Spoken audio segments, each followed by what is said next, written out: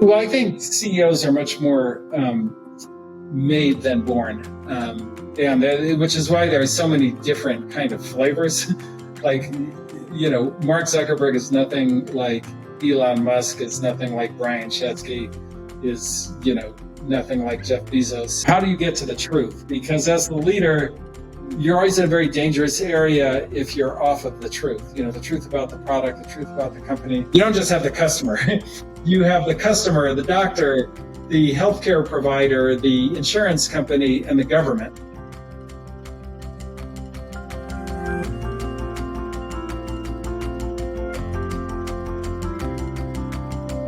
Ben Horowitz is co-founder and general partner of Andreessen Horowitz, or A16Z. Andreessen Horowitz is a venture capital firm focused on software and technology innovation across many different industries. The vision for Andreessen Horowitz comes from Ben's own experience seeking funding as a software founder. What if we built a venture capital firm that was really designed to help the founder become a CEO? We explore Ben's leadership philosophy rooted in truth and practice, and he shares sound advice for new founders and CEOs. As a leader, you're never talking to the person you're talking to. You're talking to the whole company. We discuss the importance of software in industry disruption and how that impacts trends in the healthcare sector. Software is not just eating hardware, it's eating kind of all the industries. Let's turn to Ben Horowitz and learn how his early life and career inspired his founder journey. What about your parents, Ben? Do you think your leadership style came at all from your parents? I don't know. My parents were so different. So, my mom's a nurse and, she's pretty quiet by nature and would not kind of, consider herself a leader. She's a great kind of mom for me in that she gave me a lot of confidence in myself, which is a key, a big key to leadership is just believing in yourself. My father was kind of the exact opposite sort of personality, but he's, was then and is now kind of like a political rabble-rouser kind of thought leader / pundit / intellectual. And he was like very, as people in politics are, he's like super abrasive and direct, like probably the most direct person that you'd ever meet. But it wasn't so much in a leadership context as a winning the argument context. And it actually caused me, when I first started working, I had that style and I would just go like, that's the stupidest fucking idea I ever heard, that kind of thing. And it wasn't good in the kind of corporate setting to talk like that. It took me a while to learn. That actually hurts people's feelings. But, I was so immune to it because that's just how we talk to each other at my house. After Columbia and UCLA, you had a career both in established companies and startups. What was it about startups that attracted you? Well, I was just really, really excited to, show what I knew. And, in a big environment, it's just really easy to, kind of feel like people don't see you, you're not making impact, that kind of thing. And so that's kind of what caused me to join, the first startup I joined. I was like, wow, I can, kind of be in the center of things. Turned out to be like not a smart career decision in that, I was at a really great company called Silicon Graphics. And then I went to, a company that turned out to be not so good called NetLabs. But I did, I certainly learned a lot about what it meant to build a company, and I learned a lot about leadership and that kind of thing, and, what works and what doesn't, and, how you can really quickly lose credibility if you're not careful. Well, you became a CEO.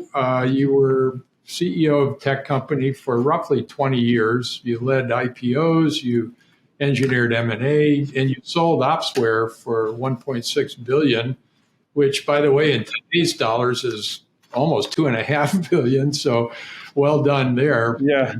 Did you view yourself during that time frame as an operator or an entrepreneur or both? I was just trying to survive. I mean, like we started the company, we had an idea, we thought it was going to be really important. But we started in 1999 and we went right into kind of, the worst tech recession in history with the dot-com crash and all that kind of thing. And so we had to, we started off as a cloud computing business. We were really too early for that for a lot of reasons, and we had to switch it around. But, we went public when we were like, how old were we? We were like 18 months old and we were public. And we went public off $2 million in trailing 12-month revenue, planning to do $75 million the next year. So the whole thing was so crazy that, I don't know. I was trying to figure out how to be a CEO. I was trying to, I was really young into my entrepreneur career, and we were already a public company. And things got more chaotic from there. So I don't know if I thought of myself as anything but just trying to, keep everybody, alive, right, who joined that company and right. Keep it going. Well, looking back on it, what were the kind of the main leadership lessons that you took away from that 20 years as a CEO? I mean, there's so many, I've obviously written 2 books about them because there are so many, but like some of the ones, I think one of the most difficult ones is, which I see so many people struggling with now is, how do you get to the truth? Because as the leader, you're always in a very dangerous area if you're off of the truth, the truth about the product, the truth about the company, the truth about everything you're doing. I see it a lot actually today in kind of the realm of how people deal with politics or diversity, where they do things that they know aren't true, but they feel like they have to do them because that's what, people want them to do. And then they find themselves in like really dangerous positions because they've taken a position on something that they don't themselves believe in. And so as a leader, you really have to work hard to get to what's true. And then the second thing, which I really learned from Bill Campbell, is that, as the leader, you're never talking to the person you're talking to. You're talking to the whole company. So somebody comes and says, "Hey, Ben, I need a raise." Well, I can go, Gary's good. Maybe he does deserve a raise. I'll give him a raise like that. Like, I'm not talking to Gary. I'm talking to everyone in the company, because the next thing that happens is, we're at the company picnic or whatever. And, Gary's wife is friends with Jeff's wife. And he goes, "Hey, how's it going, with Gary?" "Oh, it's great. He just got a raise." "What? He got a raise? Why didn't Jeff get a raise?" "Oh, because he didn't ask." Like, he's got to stand up for himself. And then, you get into these like weird politics. Was that really fair? Did you think about that? And everything is like that, from, how you organize the company to what you think about a given product or anything. You're always talking to the whole company, and you always have to represent the people who are not in the room, because they really need representation. It's very, very important from a leadership standpoint that, just because I'm not here doesn't mean I'm not working. And so you really have to think of it in those ways. And otherwise you get into this weird, cliquish, highly political environment. To follow up on that, there's always this long-standing discussion about there's natural athletes, natural musicians, natural leaders. But there's a lot of debate about that. What's your thought? Are some people just naturally better leaders? Doesn't mean that everybody doesn't have to work to be a leader, but do you think some people are just more natural at it? Well, I think CEOs are much more made than born, which is why there are so many different kind of flavors.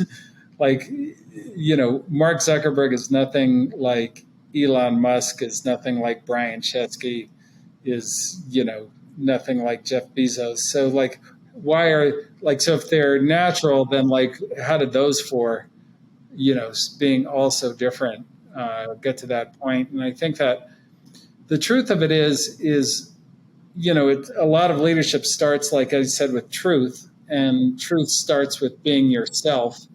So if you kind of think that, okay, there's some natural way to do it, it actually is very, it becomes very self-defeating.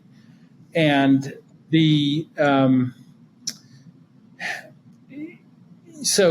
then a lot of it is like super unnatural. So for example, and it's like, I always liken it to boxing. So boxing is like a very like weird, unnatural sport in that, like, if you just do it the way, you would ordinarily fight, you're going to be terrible at it.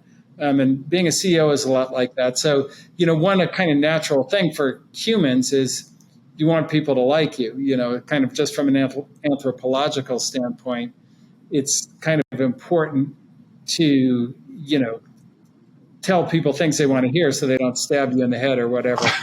And that's a really bad quality in a leader, is telling people what they want to hear. That's horrible. That's, you're not actually providing any leadership at that point. Every important decision you make, is going to be controversial, because if it was what everybody wanted to hear, then they could you don't even need a leader, which is part of the problem with our political environment. Nobody's willing to say what they think. They just want to say what they think, what the polls told them to say. And, that's not a natural thing to go, okay, I realize you guys all want to go left, but we really do need to go right.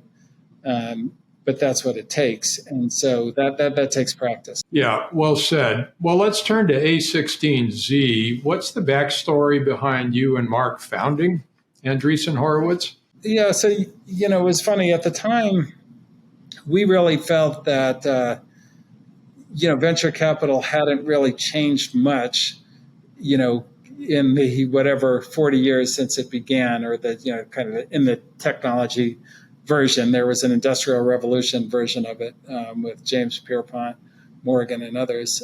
But in this new version, it was very much like it began. And we thought there was just so much more opportunity to kind of do more and do better than that. And kind of the first thing that we noticed was, to be a big function of venture capital at that time was replacing the kind of founder with a professional CEO. That was like a big, I would say it was the key competency of the best firms. And we thought, we had noticed that if you look at it historically, the very best tech companies that had kind of the biggest runs had been run by their founders for a very long time. So if you looked at, Hewlett-Packard or IBM or, Microsoft or,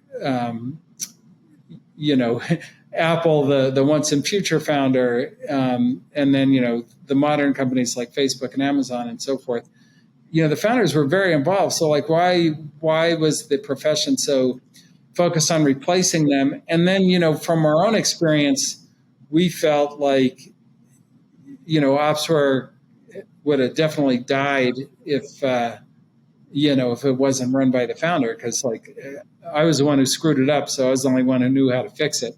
And that, that kind of led us to think, well, what if we built a venture capital firm that was really designed to help the founder become a CEO rather than replace the founder? And we kind of built the whole idea around that. So we were like, okay, what doesn't a founder have that a CEO has? And there were really two things. One was, a network that was as powerful as like Bob Iger's or somebody like that. And then, the second part was the skill set. And so we kind of created this firm. We build a very, very powerful network, and it's why we have over 400 employees. And, today, and we're the biggest venture capital firm headcount-wise, is because we have so many people building that network. And then, on the other hand, we have people who have been CEO, who have founded companies in the firm, who can really know what it feels like to be in that position and kind of develop somebody. So that was the original idea of the firm. Yeah, well, you were definitely a leader and well ahead of your time. My observation is still are in that regard. So I appreciate that. You've said that you bring to your portfolio companies or your portfolio company CEOs skills, and network, or access to a network, and then marketing. Can you just describe how you think about those three?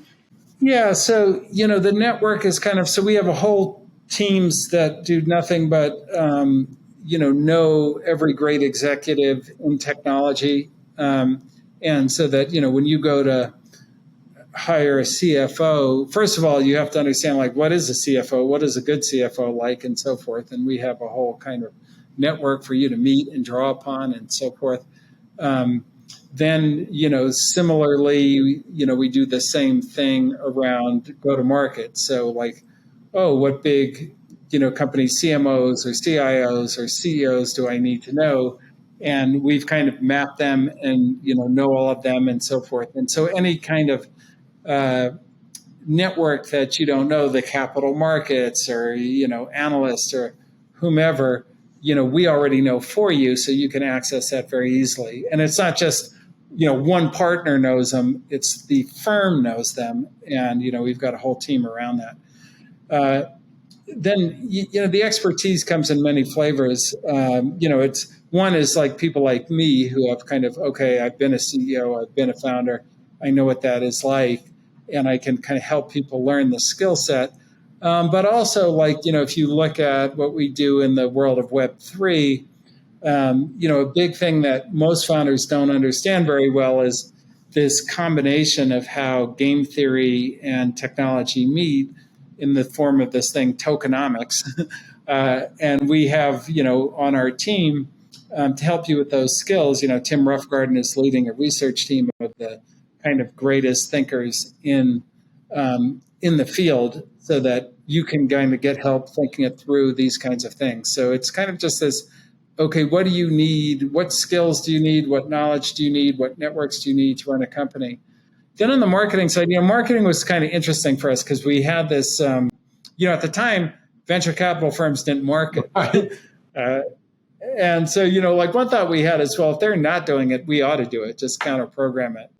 So we kind of quickly built a very big brand through that. But the bigger idea that we had was venture capital was very opaque in those days. So it was kind of the idea with venture capital was a mystery, right?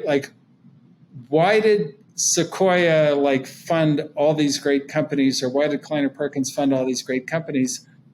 Well, we're not going to tell you, but there's some secret magic fairy dust that they have. And if you want the fairy dust, then you have to go to them. That was kind of the marketing strategy. And we thought, well, what if we built a firm that was totally transparent, where all of our positions, all of our thinking on things we just published? Wouldn't that be interesting, because we get to see so many things technologically, so many things operationally, and from a management standpoint. And, we ought to think of ourselves as making a contribution to the knowledge set of how you build a company. That was kind of the original marketing idea. And, we've been kind of doing that ever since. And, and I get, all the time, particularly at a time like now, I can't tell you how many entrepreneurs go, Ben, I just reread The Hard Thing About Hard Things. It's really helpful, to get through this time. And, it is so when you're an entrepreneur, without that, you're kind of really all alone, without the actual practitioners telling you how things work. So that's been how we've gone about it. The website, the A16Z website, is like a publishing company, and it's just awesome. For those that aren't familiar with it, you should become familiar with it. It's just very, very good, I think. So Mark said software is eating the world at one point. I've heard you say software is eating every industry. Tell us about that. What does that actually mean? Software is not just eating hardware, it's eating kind of all the industries. So the biggest bookstore is, Amazon, and the kind of most important new movie studio is Netflix. And at that time, the biggest taxi company was going to be Uber, and the biggest hotel company was going to be Airbnb, because there's no business that wouldn't be much better if there was a world-class software team at the core making kind of everything from the customer experience to, how efficient it could be and how profitable and so forth was kind of software based as opposed to kind of the way we built those industries initially. And that's kind of really played out. And then the kind of, next thing that's happening is like, on our bio team is, software is eating biology. And what we mean by that is we've kind of moved from a chemical model of the human body where we build these molecules, we try them out, et cetera. And now we have an information-based model. We can sequence your blood, we can, sequence your DNA, we can sequence your microbiome, and then all of a sudden there's this information model. And well, why is that interesting? Well, now you can apply software to it. You can take all your computer science techniques and AI and everything, and you get on that technology curve, which is a really fast technology curve. And it also lets you engineer solutions as opposed to, we always joke, it's like we do drug discovery. Like what if we did bridge discovery? We just build 1,000 bridges, whichever one didn't collapse, that's the bridge. But that's kind of, we haven't had the capability because of our model of humans to do a kind of engineered biology, and now we have that. So, so this is kind of the importance of software, and really, kind of goes back to the importance of the breakthroughs on information theory from Alan Turing and Claude Shannon, and how profound they've been in being able to solve like just a massive class of problems that we could never solve with physics and chemistry and mathematics alone. How far along progressed is healthcare generally versus other industries in that whole regard of software or hardware or content? Well, in different places, it's different, I would say. So in diagnostics, it's getting really, really sophisticated really fast in that we've seen, we have a company, Freenome, but like we've seen kind of broadly the ability to do, liquid biopsies and basically discover all kinds of cancers at like stage 0 through a blood test, which is like, that's really remarkable when you think about it, and like the danger of an actual biopsy and at the stage you tend to, you have to get a lump before you even know you have cancer.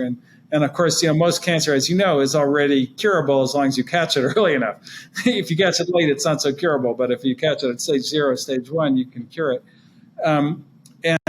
And so, in that regard, it's far along. The business model for diagnostics is tough because the way our healthcare system works is kind of at a very systemic level, very broken with this payer provider being separate model. And so, there's work to be done there to kind of align so that we really care about health outcomes more than cost of procedure or how many procedures or these other kind of weird incentives that we have.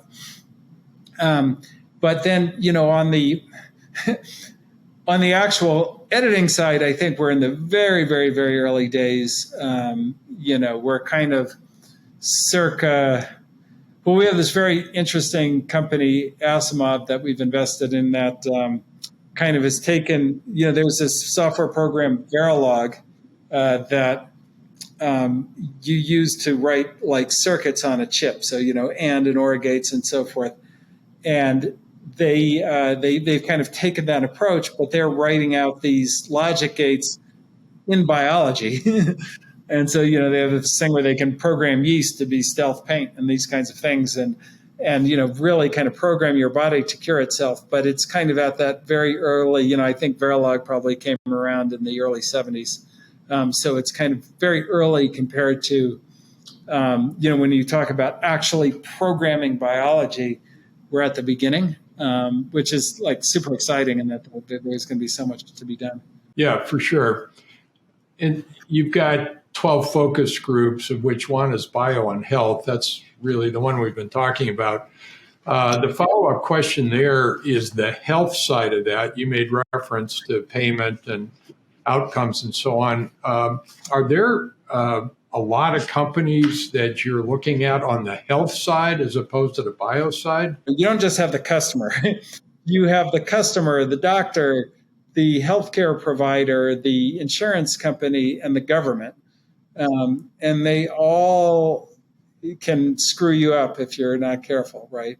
And then, they all, I would say, could use radical improvement. You would know better than I, but like when you go to the doctor and you pay your bill, the amount that the actual healthcare provider gets compared to what they bill is like less than 50 cents on the dollar. Right. Which is like, what else works that way? Right. Like I did the job, we had a price, and nobody's going to pay me the price.